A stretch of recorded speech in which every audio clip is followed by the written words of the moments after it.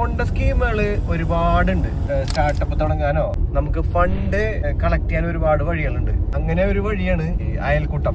ഭാര്യമാരോ അമ്മമാരോ പെങ്ങന്മാരോ ആരെങ്കിലും ഒരാളായിട്ട് അതിലുണ്ടായാൽ മതി. വലിയ എമൗണ്ടുകൾ അല്ലെങ്കിലും നമുക്കൊരു സ്റ്റാർട്ടപ്പിന് വേണ്ടിയിട്ടുള്ള ഒരു ബാക്കപ്പ് നമുക്ക് അവിടെ നിൽക്കാം. വീക്കിലി വൺസ് ആണ് ഇവരെ മീറ്റിങ്ങും കാര്യങ്ങളൊക്കെ വരുന്നത്. അതുകൊണ്ട് തന്നെ നമ്മുടെ അടുത്ത ലോണിന്റെ EMI അന്ന് അടക്കാം. നമ്മളെ കൊണ്ട് താങ്ങാൻ പറ്റുന്ന ഒരു എമൗണ്ട് ആയിരിക്കും അത്.